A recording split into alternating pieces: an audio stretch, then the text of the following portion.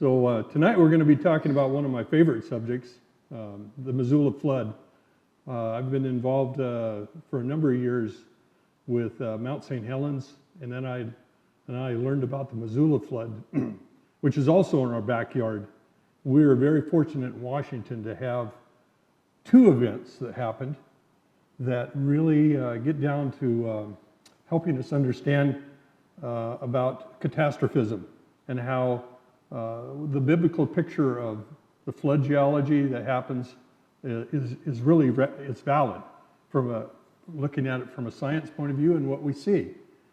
So tonight, that's what we're going to talk about is the second event that most people really don't know about that happened in our state, and that's the Great Missoula Flood.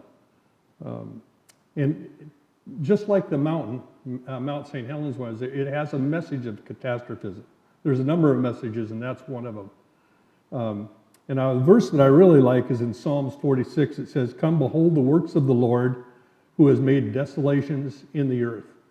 And he made it for a purpose. It just wasn't a happening. I think he actually did it on purpose to teach us a lesson.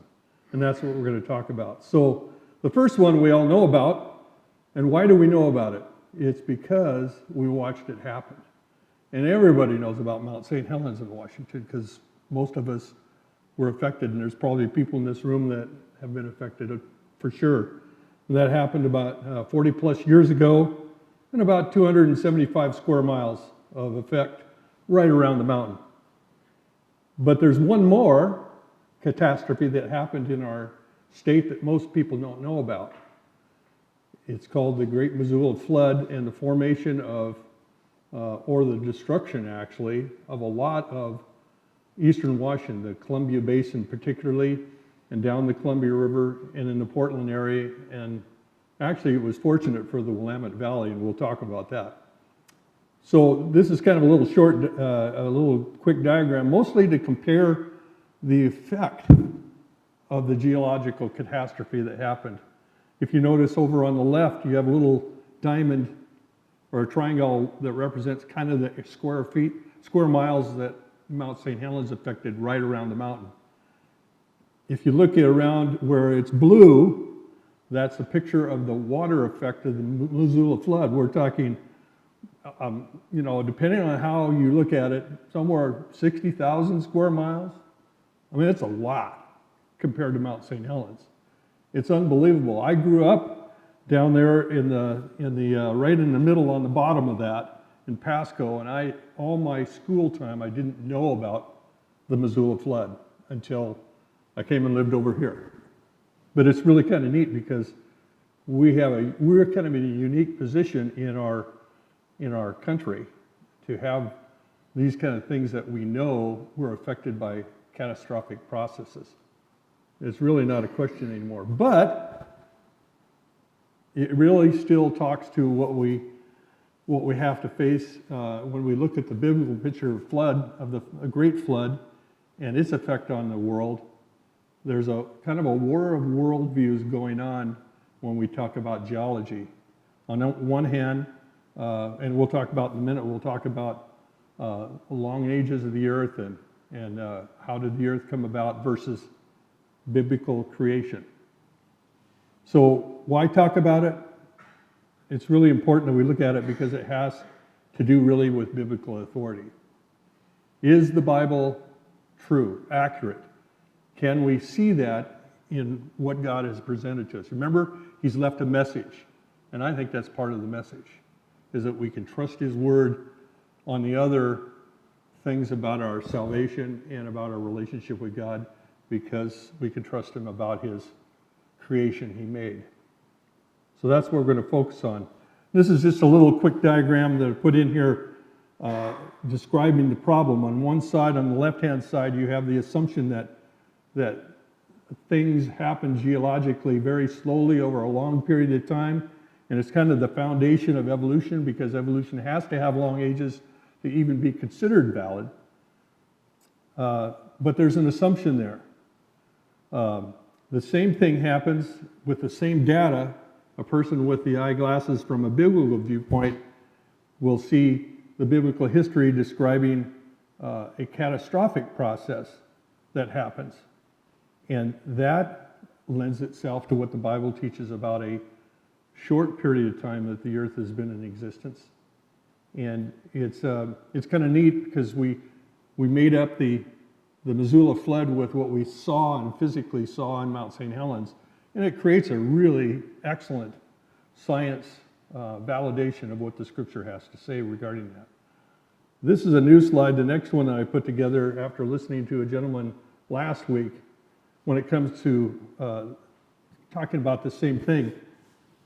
Both uniformitarianism or the methodology behind uniformitarianism, the slow processes, and also catastrophe, things that happen rapidly, are basically still, they're scientifically valid in terms of the methodology, because both of them actually happen in reality, don't they? The Grand Canyon is losing little grains of sand at a time, but a couple years ago we saw Mount St. Helens wipe out the geology around there in seconds. So they're both true, but the key thing in this, in terms of where you end up in your conclusions, either long ages and evolution or a recent creation, is based on the in-between thing, the bias that happens. On the left-hand side, you see that uniformitarianism with some assumptions and consensus leads to a development of a long age viewpoint, and that evolution has some chance of existing. Whereas on the other side, but it's based on assumptions. It's a philosophy, it's a bias. It's not science, and it's actually not even history, because there's no written records to back that up. On the right-hand side, in opposition to that, we see catastrophism as a reality, but also we have recorded history that documents catastrophism in the past, i.e. Noah's flood, for example.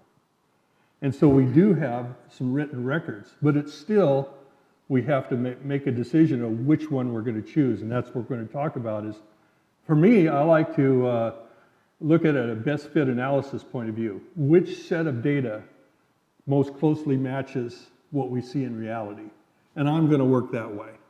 And I'm going to maybe disregard the other that has a lot of struggles. And that's what we're going to talk about tonight. So the problem with that we're facing in the worldview is that the folks that believe in long ages ignore or decide that the spiritual or the supernatural is not any kind of mechanism that has any science validity. Well, that's not the problem. It's not science validity that's the question. It's the bias and assumption. That's what the problem is.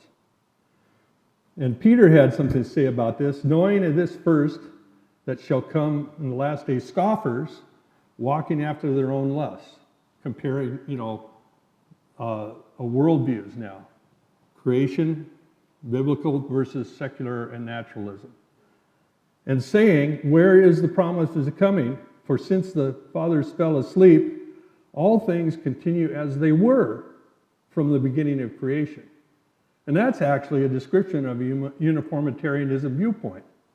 All things are, what we see today happening is what's happened always in the past.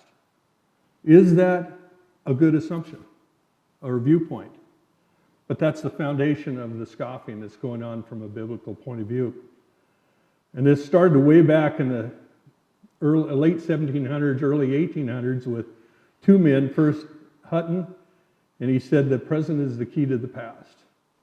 These are foundations of uniformitarianism. All geological processes take vast amount of times, no biblical flood, because his objective was to get rid of the Bible. And along with him was a man named Charles Lyell in the early 1800s. Following him, he was the father of uniformitarianism, and his objective was to get rid of the Bible. He wanted to free science from Moses. That's pretty telling right there. That was his objective. And of course that being is now kind of the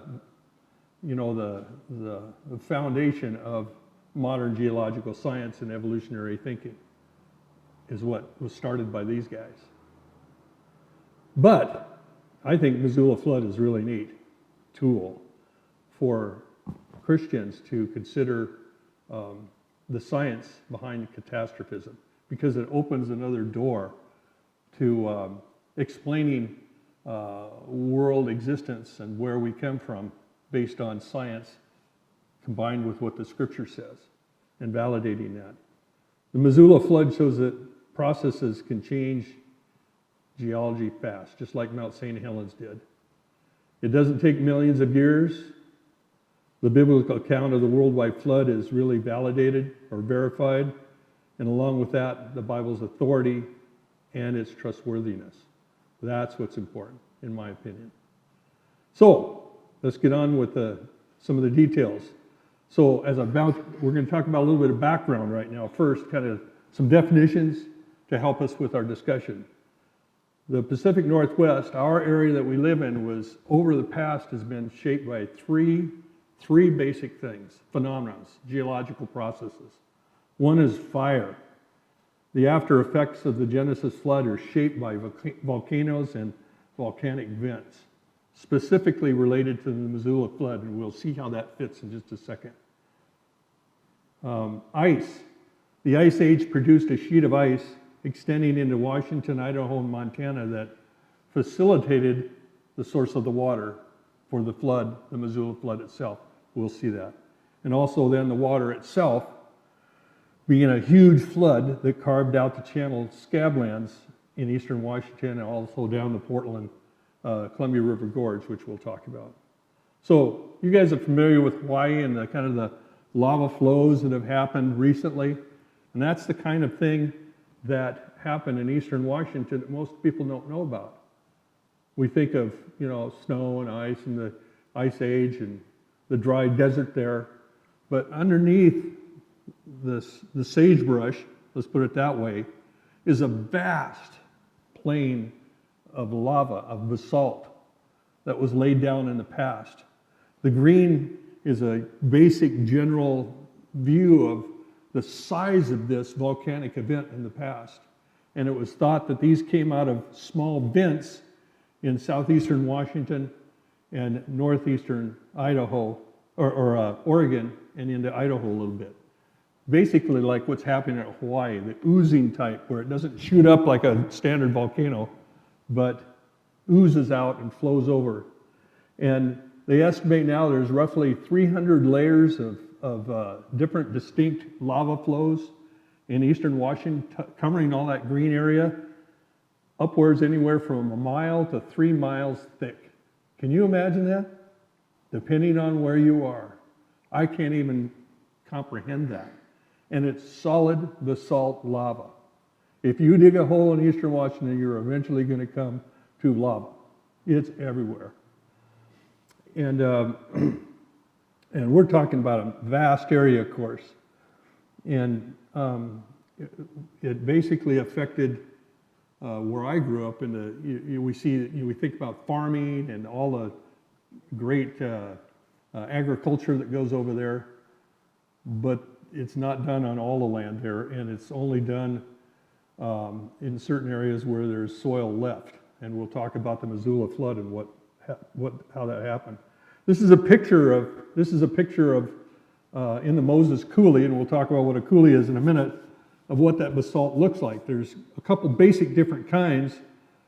One that's called entablature, which is kind of like a crumbly conglomerate of a random mix of basalt that's solidified.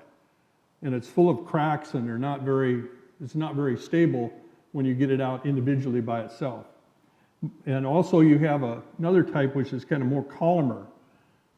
It has straight sides usually on anywhere from 6 to 8 sides, depending, and sometimes they're small and sometimes they're very large, and we'll see that as an example. This is very important because this feature of basalt is the reason why the flood devastated the area, forming these what are called coulees and the canyons. Like you all have been to Grand Coulee Dam and below in Steamboat Rock and Banks Lake and the Grand Coulee. It's only because of the structure of this that formed. So it's kind of important to kind of have that basic understanding. Whoops, So what is a coulee? That's one thing we're going to be talking about. A coulee is basically just a canyon carved in basalt, and this is a picture of southward looking at Dry Falls. You notice the walls are straight walled and pretty much flat bottoms, and that's a characteristic of canyon carving in solid basalt rock. That's what happens, and we're going to talk about how that happened. But that's what a coulee is. When I say coulee, like Moses Coulee, that's the name of the canyon that's got straight walls and flat bottoms, and we're going to be talking about that. This is an example of a really cool feature in Frenchman Coulee near Vantage, showing these huge, monstrous columnar basalt columns that are left over after the flood. These are like 20 or 30 feet in diameter and about 50 feet high, something like that. People use these to practice climbing. You go over there, maybe even if you went over there today, you'd probably have people being dumb enough to do it today. So the other feature, that's the second part. The third feature is ice that happened, and this is critical to how the Missoula Flood came about. The ice sheet during the Ice Age. And here's a view of it kind of spread over the northern part of our globe. So in particular for Washington, Oregon, and Washington, Idaho, Montana, this is a picture of the ice sheet as it came down. It's called the Cordillean ice sheet. And the two particular areas, you can see they have little fingers that come down. One of them is the Puget Sound lobe, which shaped most of Puget Sound and where we are, which is interesting. I really didn't realize it, but that's true. Down by Olympia, they had ice, which is really weird. But in the Okanagan lobe and in the Purcell lobe are really critical because that's the areas where the water was dammed up and a lake formed behind them, which is the source of the water. We're going to talk about that. This gives you a little picture of why ice is important. And that was the cause of all this devastation, the fundamental cause. And there's a lot of evidence. This is north of Highway 2, over east of Wenatchee. You can see the kind of flat areas with these large basalt erratics, boulders that are just stuck out in nowhere. They didn't grow there. They were transported there like with the ice on it or being pushed like a bulldozer. This is really cool. This is called Jaeger rock. This thing is huge. This is monstrous. Well, you can see the size of the road there. And you can see that a pile of dirt kind of going out towards you. It's going to act like a little bulldozer as the ice pushed it. So you know that this was not deposited there by a water or dropped from the sky or whatever happened, but it was pushed there. And then it retreated and left it there. And there's hundreds and hundreds of them over there like this. Now the water. This is where it gets fun. Come behold the works of the Lord. This is where the devastations really happened. And we're going to talk about the Missoula Flood. This is a satellite view of the Columbia Basin area, eastern Washington. What does that look like to you? If you were flying over on a satellite, what would you say? What does it look like? It kind of looks like river channels. Well, guess what there are? They're river channels. But there's interesting feature, there's no river there. And that's what we're going to talk about. But this is a picture of the path the flood took. And we're going to get into the details of how and the details of how that happened. So, back in the 1920s and 30s, there was a geologist named Harlen Bretz, who was a University of Washington geology student, and his passion was Eastern Washington. He went over there and saw all this catastrophe, and we're going to see some of the things he saw here in a minute. And he said, "This is absolutely amazing. This is big. Something happened here in the past." But they had no idea what was going on because you didn't have a whole, just think about that in the 20s and 30s, driving around in Eastern Washington. We have a hard time now driving around in Eastern Washington. I mean, walking in horses and a Model T, this is not a good plan if you're going to try to cover a whole big giant area. We're talking a lot of area, the entire Eastern Washington he had to survey. But he did it for years and years, a couple decades. And so he said, how did this happen? Wouldn't you ask that same question? So he asked that question, and he came up with a ridiculous answer that was kind of put him at odds with his peers. An ice age flood. This had to have been carved and dug out by water. There's only one answer. And you know what? They thought he was a nutcase. And they ostracized him from their geological community for years and years. They thought he was nuts. Can anybody think of why they may have ostracized this man? You remember, what was their worldview? Uniformitarianism. One little chunk of basalt at a time over millions of years by little rivers and creeks and stuff like that. We're going to see how that's sort of invalid thinking when we look at the geology here in a minute. But he proposed a catastrophic flood, and they could not swallow that.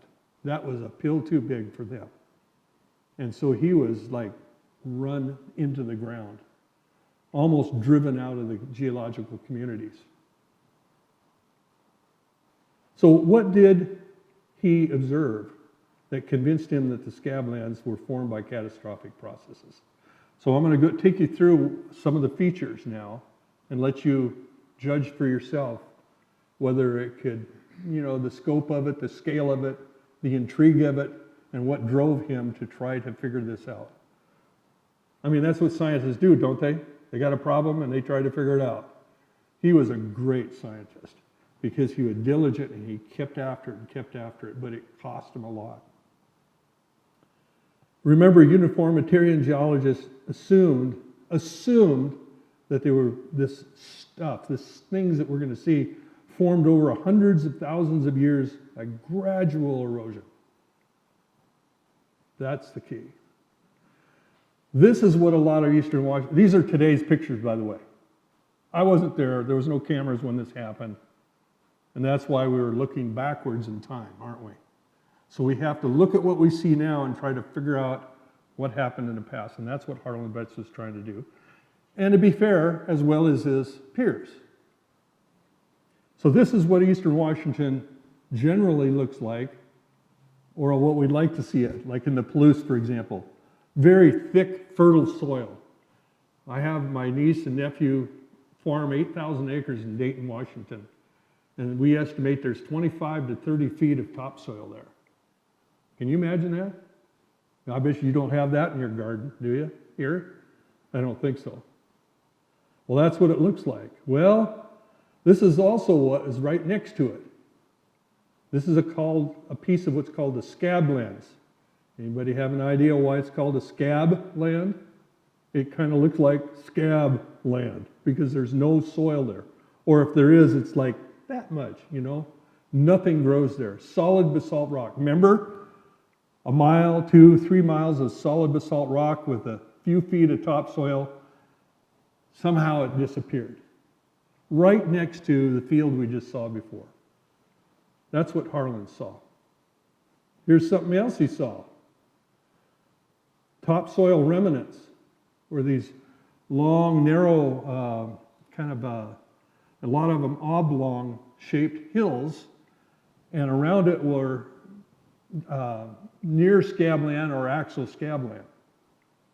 Wait a second, something sounds fishy here. Where did all this, something must have came and taken all that soil away. That's what he saw. This is a picture of the Grand Coulee, Banks Lake. Anybody been there? Everybody, most of people have, but anyway. This thing is 30 miles long, and it's one of the most famous recreation places in our state, a place called Steamboat Rock. Anybody ever camped there? I did this summer for the first time in my life. It was so cool. But it's this giant basalt, flat-topped island almost sitting out there. And in the upper left, you see the state park, which is on the kind of the south side of it. Okay, this runs north and south for about 30 miles. up to 6 miles wide and 1,000 feet deep in solid basalt rock. Now, if you were Harlen Bretz and you walked through that, what would you be thinking? Yeah, one little grain of sand at a time. I'm not sure that would, it just didn't set right with him. So those are the kind of things he saw, that are on the grand scale, if you will, no pun intended, Grand Coulee. Looking just south of Highway 2 at Coulee City, at the end of Grand Coulee, is what they call the lower Grand Canyon, or Grand Coulee. And at the head of that is what's called Dry Falls. And this is cut in solid basalt rock. It's about 400 feet deep, 3.5 miles in, if you will, falls front or edge, 3.5 times bigger than Niagara Falls in solid basalt rock. And you know how much water is going over the falls right now today? It's called Dry Falls for a reason, okay? Zero, nada. Now you notice water there in the bottom, and we're going to talk about that in a second. But this is a picture looking south towards Soap Lake, the head of the lower Grand Coulee. Right next to it is one of my favorite lakes. It's called Deep Lake. There's some really big trout in this lake. But this lake has about 200 feet of basalt above the water and 200 feet below it. And if you canoe along it like I did, it's straight down. That wall is 400 feet high in that lake and 3 miles long. That's a lot of lake and a lot of canyon. That's not flowing water, by the way. That's a lake. It has a little tiny creek about this wide and about that deep flowing out of it. This is below Dry Falls, which are called the Sun Lakes area. Anybody heard of that one? It's another big recreation area and also retirement area too, if you can stand the heat during the summer. This is about 20 miles long from Dry Falls to Soap Lake. And that wall over there, I don't know, you can guess as well as maybe 1,000 feet, that ridge over there. Notice how it's got shaved off, like you kind of take a knife and go like that. So think about Harlen Bretz standing there. You're the geologist. Wait a second, there's no water flowing here. What's happening? How did this form? This is a small boulder south of Soap Lake. And you remember that other boulder, Jaeger Rock? That was pushed there by a glacier. Remember the bulldozer effect? Look at the going to the right. That's the direction it was moved. And I don't see any pile of dirt there, do you? What it did is it rolled there. That's a lot of rock to roll. And it's in a field, look in the upper left, of thousands of granite and mostly granite boulders about this big around. They're all round, okay, like this. Round granite comes from what? Moving water, okay? But if you look at the terrain, it looks sort of dry. That's because it is. There's no water there. So where did that come from? Well, the granite, I think, comes from up by Grand Coulee Dam. And that basalt boulder, I don't know where it came from, anywhere along that 50 or 60 miles. So Harlen said, where did that come from? This is west of the Grand Coulee is called Moses Coulee. It runs from Jameson Lake down to the Columbia River, 30 miles approximately, and it is a beautifully formed coulee. It is unbelievably straight-walled and flat-bottomed, and it is just, it's very impressive. You drive Highway 2 and you go like this and like that, and you go on to Spokane or wherever you're going and you don't pay attention. I've driven that hundreds of times and didn't know what this was. And it's amazing. In our tour, this is one of my favorite stops, especially when the A6 intruders fly down the canyon like this, which has happened a couple times and scared us to death. So this is a aerial view of the mouth of the Moses Coulee emptying into the Columbia River. And at that point, it's about a mile across, and definitely 1,000 feet plus deep in solid basalt rock. So you're Harlen Bretz standing there on that mouth and wondering what in the world happened. This is south of Moses Lake, one of my favorite places for fishing, in that you got that big kind of water area there. Below it, you can see some little small lakes in these little kind of carved out channels. Those are little tiny coulees full of water, and they have some really big trout in it, so it's a good place to go. I've fished in many of those lakes. It's a really impressive thing to do. And I think about Moses, the Missoula Flood every time I go there fishing. It's really kind of neat. But notice the farmlands around it, the green circles. Very high quality topsoil there, except for where the flood happened. This is kind of like a Scablands. So Harlen saw that. And then he saw over the Palouse Falls, he saw this. I said, this is cool. We've got some flowing water here. This is amazing. But just like Mount St. Helens, ask yourself, did the river carve the canyon? Or is the river there because the canyon's there? That could be a question you could ask, couldn't it? But this is impressive. And what's interesting about it is what happened. Before the flood, the white line represents the path of the Palouse River. Okay? Then the flood happened. It kind of came down from the right to the left corner, upper right to the left, originally following the white line. And then, right where that gray bar is, it overtopped a ridge with the flood, and it carved a new river channel in solid basalt rock. And that's what we see today.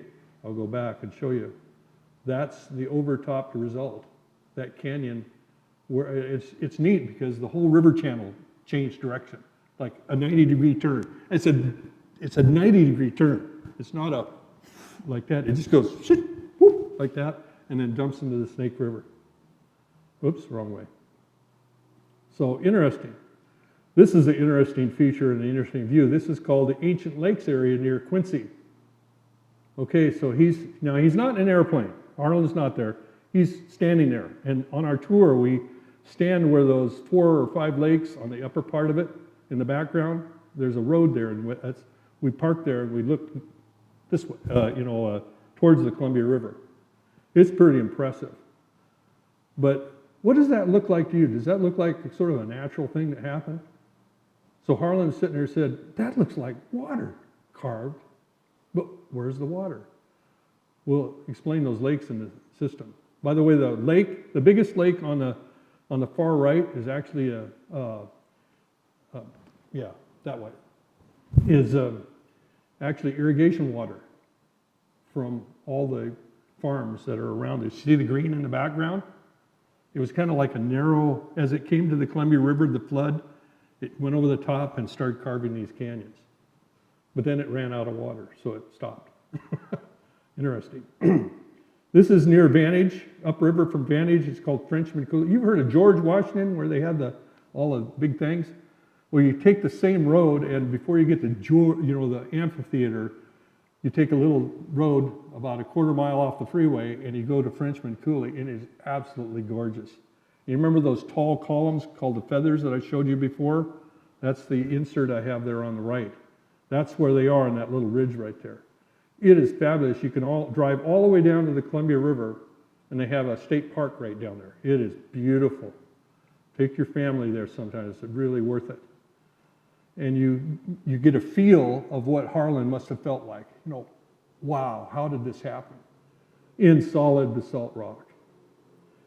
However, there's a problem in eastern Washington that kind of he faced.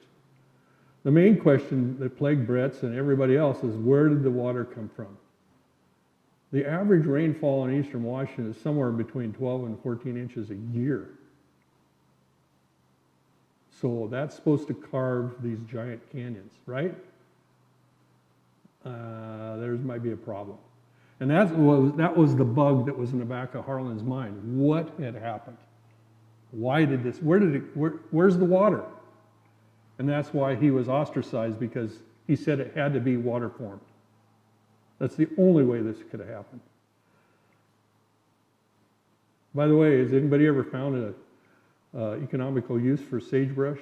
If we do, somebody could make a lot of money. There's a lot of it over there. What? Yeah, it burns good, yes. And then it takes about 50 years to grow back. So, but I want to get to this issue of there's some water around there now, you know, in those lakes and stuff. So, well, there's water over there, right? But where did it come from? Well, there's a little secret that nobody tells you about.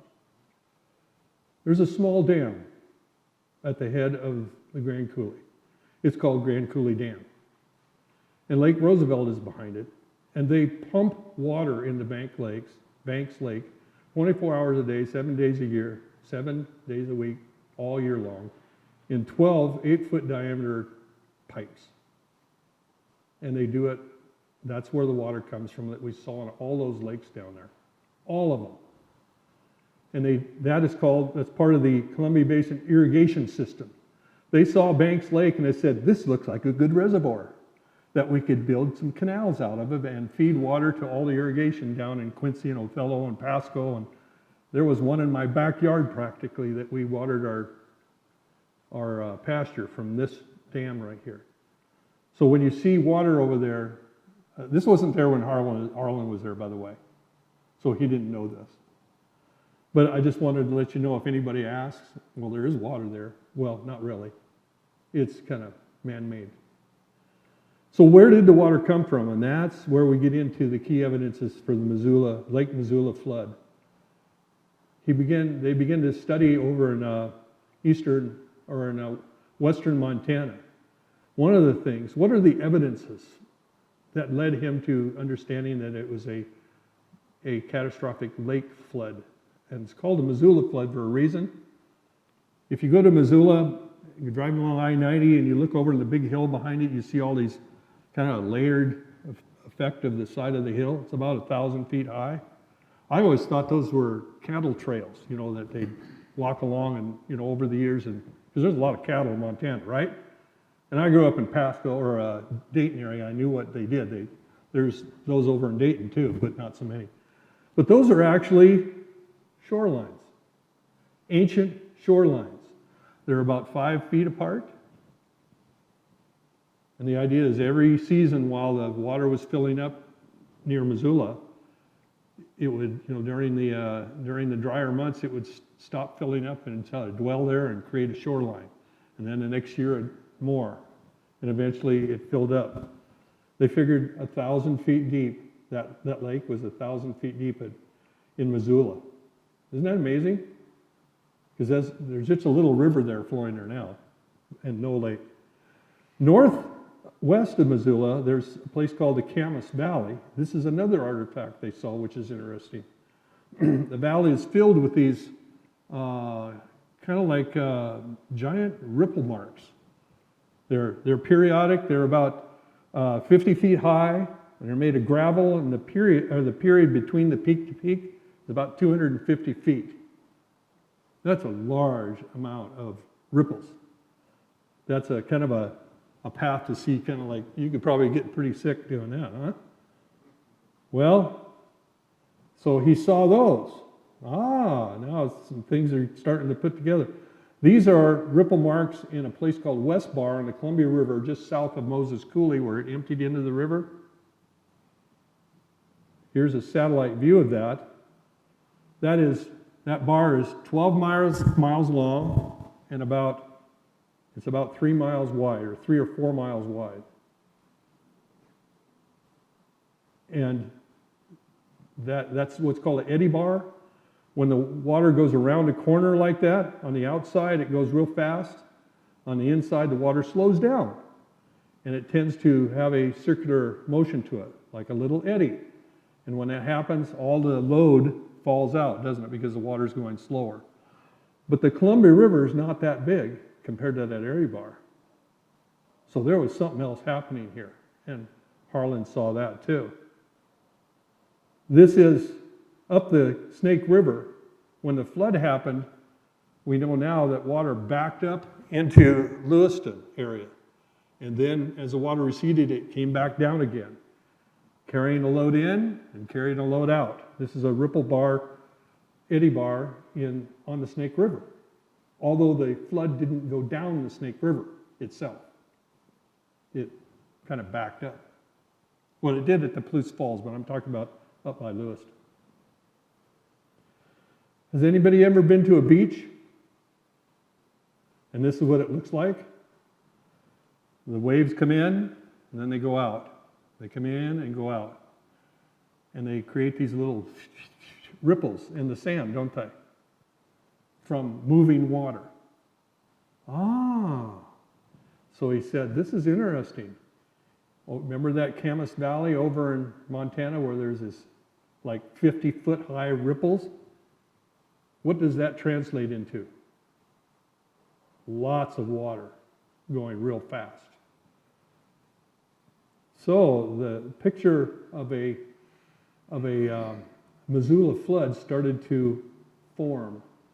And eventually, guess what? In about the 1950s, you remember he did study in the 20s and 30s? In the 1950s, they finally agreed with him that, yeah, you know what? I think all this stuff didn't happen one grade at a time, but it was formed by a catastrophic flood event from a lake formed in western Montana. The channeled Scablands were formed suddenly, not over thousands of years. A massive lake was held in place, and this is what's the key. Remember back the second item on the, the events in our state, the ice. They figured out that the lake was formed because it was held in place by a massive ice dam blocking the Clark Fork River in Montana, which flows north into northern Idaho. Well, that's kind of interesting. The lake, they figured, contained over 500 cubic miles of water. That's a lot of water. I can't even imagine that. We're talking about the Great Lakes type size water here in our state. That's pretty amazing to me. Whoops. And when the dam failed, all the water was released and flowed to the ocean in 2 days. That's a lot of power. Does anybody know of another flood that happened in the past? Just keep that in your mind. So here's kind of a cool picture. I like this picture because it kind of shows a pictorial of what's happening.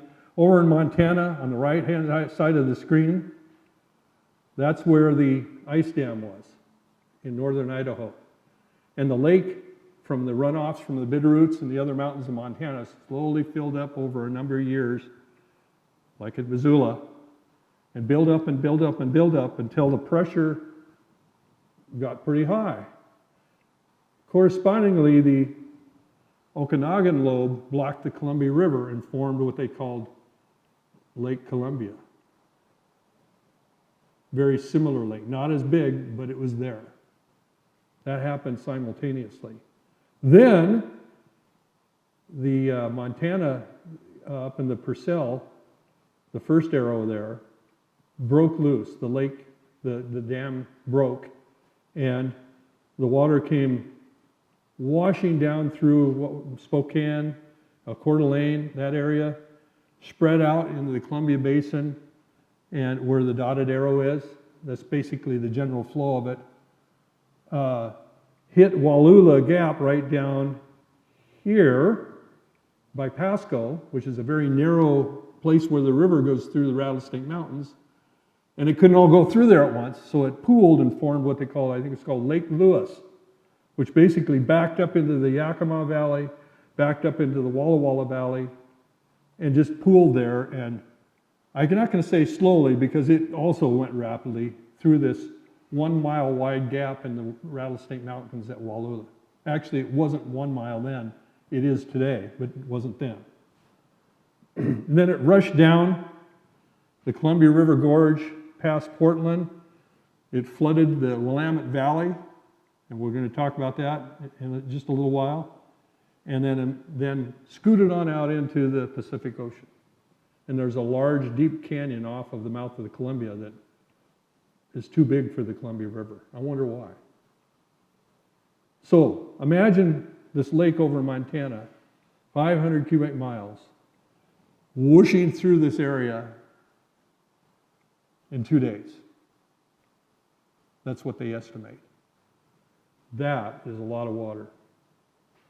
Here's kind of another pictorial showing kind of with the little blue arrows through the eastern Washington, kind of the flow path of the water, generally speaking. It came from through the Spokane area, down through Moses Lake, Othello, hit in the Pasco area, and down the Columbia River Gorge. Just want to give you a feel for the path of it. And it kind of, well, you can see the river channels, and that's the reason why. So this is what we think the ice dam in northern Idaho might have looked like. You have a lake behind it, and the glacier clogged the valley that was there, which is very narrow at that point. And the lake build up, and then as soon as it got so much pressure, it probably undercut it to start with and then probably collapsed it. This is a picture of what Missoula might have looked like. Anybody lived in Missoula before? How long can you tread water? That's all I got to say. So they figured that when the ice dam broke, the floodwaters had a flood wave, if you will, roughly 400 feet high, moving at about 60 miles an hour. All across the entire Columbia Basin, down through these narrows and carving these canyons. It varied quite a bit depending on where it was and what the geography was like. But that's kind of a general estimate. I'm not sure we could outrun that. I'm glad whoever was there was not there very quickly. This is over Dry Falls. You remember that big Dry Falls? This is an artist's rendition of what they thought it might look like. Well, I don't think I'd want to be fishing in Dry Falls. I can let the trout stay there. So, when the water was moving across this basalt, now remember how basalt is constructed, right? It's constructed with these columns and these, and they're not. It's not solid mass. There are cracks in between them. When they cool, they tend to shrink and they crack. They're tight against each other, but they're not, like this. They're like this, okay? And so, depending on the type, when the water goes across it and it goes across a little bump or a little, feature, it forms these little micro eddies, and they're little vortices, and they kind of drill down into that and lift those chunks of basalt out. You remember this picture? You see the picture down here, remember, of Deep Lake? Is it fairly good size? Right there. You can see those little potholes. You ever heard of the potholes? Reservoir? A lot of those potholes are these things. And they're all over the place in the bottom of these canyons. There's a ton of them near Dry Falls. Well, that's near Dry Falls, that picture there, just about a half a mile away. How did the coulees form? It didn't just wash over them and, pick up materials as it went. It actually, generally speaking, a coulee forms from the mouth of the coulee, the canyon, and the canyon forms starting there and works its way up. So you remember Dry Falls? If you go to the end of the Dry Falls, it's just flat open coulee, and you come up to Dry Falls, and then you have this wall of basalt, and it looks like a falls, right? Well, that's because at the end of it, when the water was first flowing, it would flow over a little feature and undercut underneath those basalt columns. And then those columns would collapse. And the waterfall would move this way. And it would do it some more, and it would move back. It's called a receding waterfall. It's a very unique thing.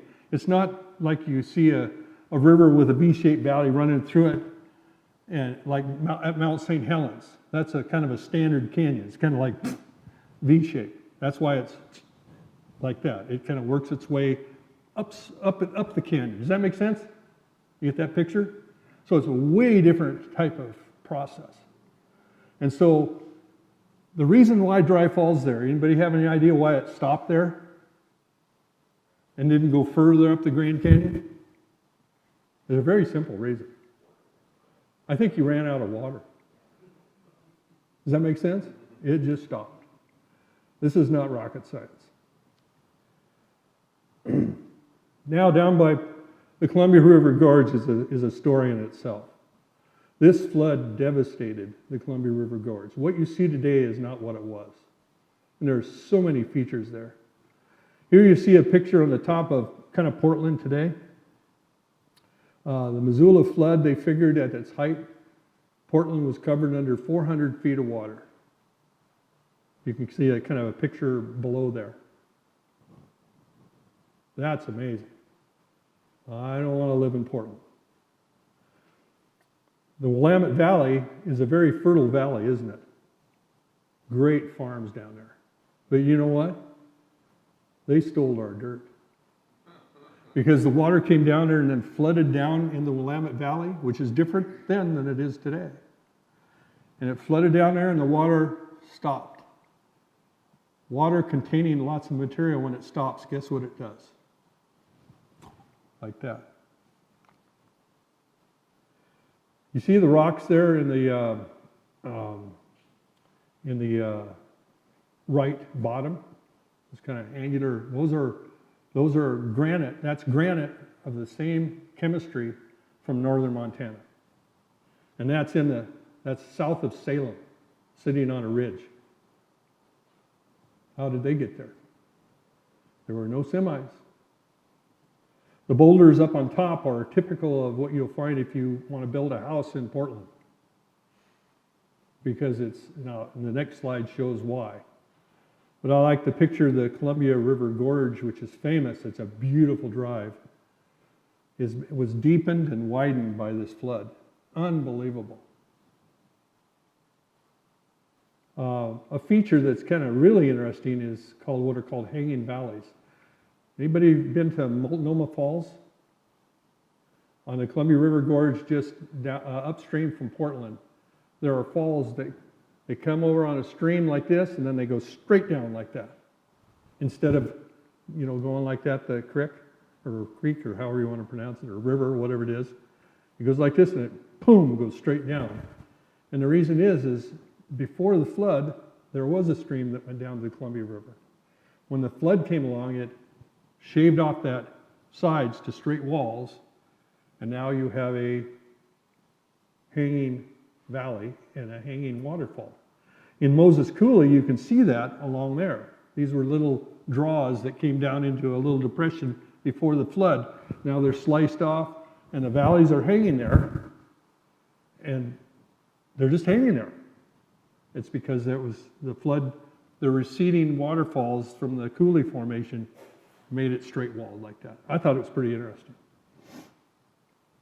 Here's a picture of kind of a general, picture of what Portland is built on. If you dig in Portland, you know what you're going to find? Gravel about this big. When I think of gravel, I think of 1/4 inch or 1/2 inch or 3/4, you get in the back of your truck. The gravel here is the gravel is this big around. This is not small gravel. The same gravel is in the Columbia River north of Wenatchee on the way to Highway 2, where all those fruit trees are. You see piles of gravel out there, this big. Where did they come from? Those rocks are granite from Montana. So good luck building something in Portland. So the upshot of this is that Bretz, his theory was vindicated. Today, there's absolutely no question of what happened and how it happened. There's no argument with the secular scientists. Everybody believes the same data, right? There's no question about that. It's not how or what. It's the question now today that's contrary is how many floods? Was it one? Some people believe there are up to 100 different floods over a long period of time because there's multiple ice ages. Okay? We're not going to get into ice age discussion today. But creation scientists, apologetics, are pretty much convinced, most of us, that there was one flood after one ice age after Noah's flood. And if that's the case, then there was maybe one Missoula flood. And I wasn't there, and there's no way can prove it. It's all conjecture based on what we kind of think. But there is some data. Secular geologists believe that because of some features over, believe it or not, in the Walla Walla Canyon, among other places, but that's the most famous. Now, there's a picture in a second. The two reasons are what are called rhythmites, or layers, in the Burlingame Canyon. That's near Walla Walla. I'm going to show you a picture in a second. And also there was a layer of ash in between some of those from Mount St. Helens. And so there's like 40 different layers. So that's why some people think there were 40 different floods. Here's a picture of that canyon. It's about 10 miles from Walla Walla in a wheat field, basically. There's hills, and what happened was a irrigation ditch ruptured one day about 30 years ago, and carved this canyon and kind of made a vertical slice in the hill that was there, okay? Which I think is kind of ironic, because a little tiny irrigation ditch carved this giant canyon exposing this wall. Power of water. That was something that's amazing to me. But you see how layered it is? There's a man up there at the top, right there at the top, and for scale, it's big. It's not little. So, because of that and other features in similar areas, like up the Yakima Valley has some. Remember I told you the flood, Lake Lewis backed up into these valleys? And that's where this stuff came from.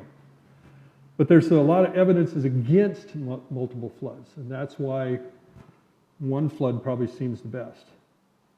The bottom sediments in Lake Missoula, around Lake Missoula, do not show multiple fillings. It appears to be just kind of one big giant fill. It's not layer upon layer. It's like all one uniform mass. The ripple marks are undisturbed from they're there and they're not all jumbled up. Like if you had ripple marks and then 50 years later you had another flood come through, it'd be like chaos, but it's not. On the edges of those, the rhythmite, the layering, like in the Burlingame Canyon, are they're uniform. They're just uniform right to the edge where it's exposed. No distortion from multiple fillings. No erosion in the rhythmites in between those layers. Like we talked about the Grand Canyon with all the sediment layers. It looks like it's flood deposits from a one-time event because there's no erosion. And I don't know about you, but I grew up in eastern Washington, and I know what it's like in those farm fields because I have ruined a couple tractors falling into those ditches from one season's rain. That soil moves quickly with rain every season. So if those were multiple seasons, there would be big, giant ditches in that Burlingame Canyon, and there's none, zero, all the way from the bottom to the top. Bottom to the top, yeah. And they thin as they go higher and higher, which kind of talks about waves of flood going in and out in a single, as ebbs and flows in that lake happened. That makes a lot of sense. And what's interesting is that there's dikes, which are called dikes, which are kind of columns of disturbed soil that go from bottom to top uniformly. And so if there are multiple floods over 50 years in between, it seemed very difficult to form a dike from the top to the bottom that wouldn't be destroyed. Or it actually wouldn't even form. These are water pressure dikes in the soil. The best evidence leads to one flood. Harlen was vindicated. I like these words. These are on a plaque at Dry Falls. Go there and see this. who patiently taught us catastrophic floods may sometime play a role in nature's unfolding drama. Ideas without precedent are generally looked upon with disfavor, and men are shocked if their conceptions of an orderly world are challenged. That's true with me, and I know it's true with you, and it was surely true with Harlen Bretz's peers. They hated him and despised him until they looked at the data. What about other flood events? What would you expect to see if the Missoula Flood was kind of scaled up to the form of a worldwide flood? Okay? I mean, Missoula Flood was bigger than we've ever seen. We've never seen anything like it. What if it was even scaled up bigger on a worldwide effect? What would you see? What would you expect to see? Well, there's some Monument Valley for one thing. That sort of looks like Steamboat Rock, doesn't it? Devil's Tower, very similar. Well, Upper Grand Canyon, that sort of looks like a giant coulee, only it's V-shaped. And of course the Grand Canyon itself. How about the Toutle River at Mount St. Helens? We saw that happen. Less than a day to form that canyon. Yeah, makes some sense. Mount St. Helens was a real cool event that we learned a lot from, that really shook the geological world. Millions of years? Could Bryce Canyon be a Noah's flood event? If you've been there, in between Bryce Canyon and 50 miles across the flat bottom valley is the same exact sediments in a bluff. Same exact sediments. In between there is nothing, zero, it's gone. Copper Canyon in Mexico. Well, I've never been there, but. So that's kind of the message of catastrophism from Missoula Flood, and it's just so, the scale is unbelievable, but just think about Noah's flood and what it does. The other cool message, just like Mount St. Helens, is that even though it's got it down to Scabland, the baseland, the rock, there's a story of recovery there, because even in the bottom of these coulees, we have life flourishing. Those 10 inches of rain a year, it does have an effect. And life is slowly coming back. It is beautiful at Dry Falls State Park because of the flourishing plant life and animal life. If you like geese and quail, that's a good place to go. It's his objective, and he does it frequently, is he takes dead things, God does, and he restores it, doesn't he? Mount St. Helens, prime example of that. Go on the hummocks hike. That's a marvelous example of that. I think he has a goal and a message. His goal for us is what? Recovery. God is busy doing the same thing in our lives that he did physically in the Missoula Flood area and in Mount St. Helens. It is amazing to me. That's the most beautiful story, I think. 2 verses. Therefore, if anyone is in Christ, he is a new creation. The old has passed away, behold, the new has come. That talks about restoration.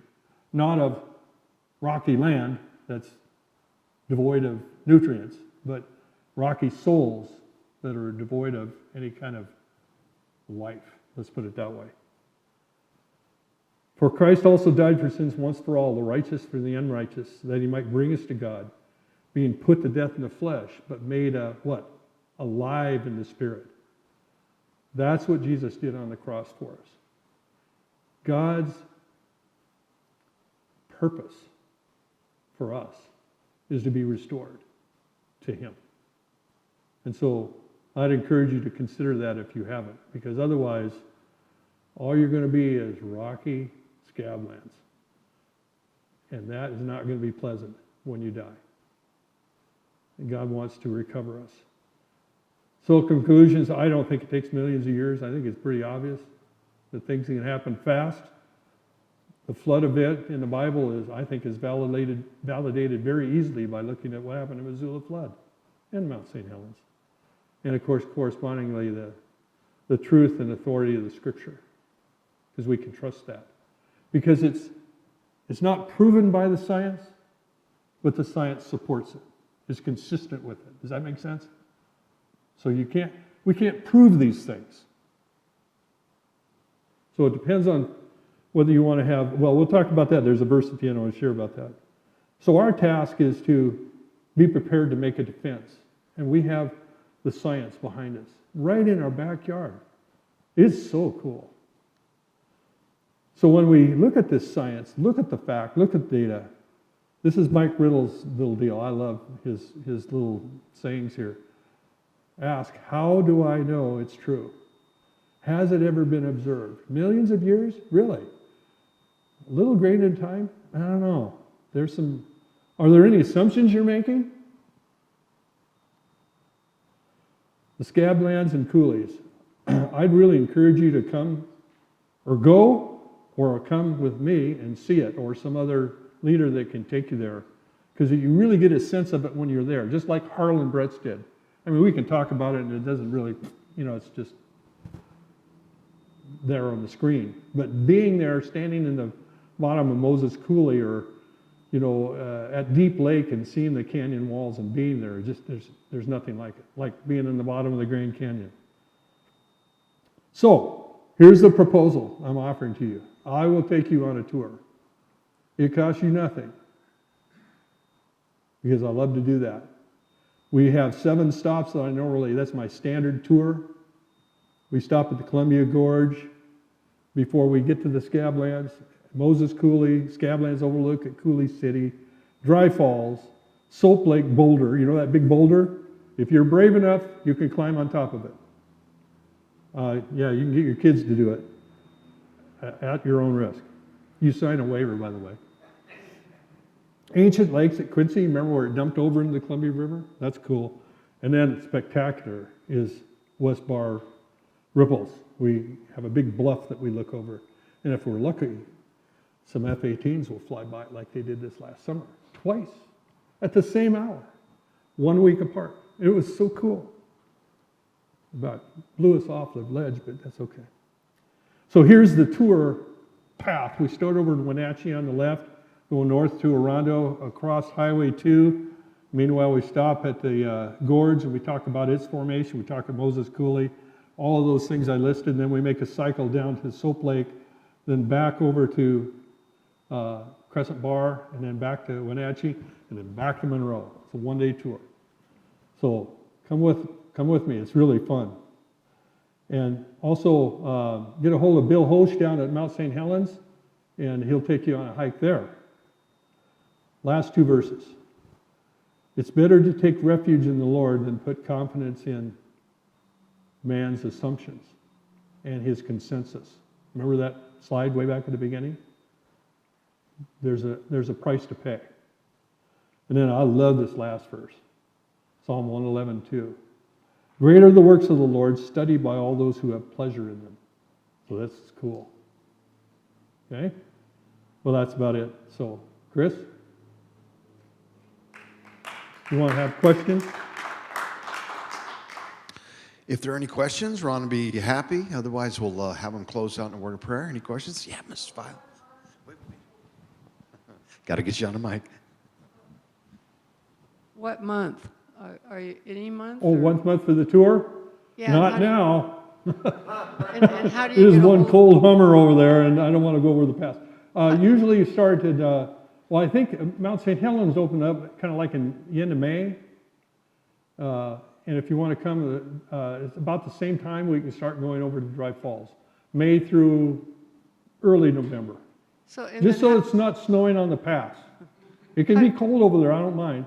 But I just don't, I'm a fair weather tour guide. Okay, so like May till early November at the latest. Okay, and how do we get hold of you? You can come see me. You can.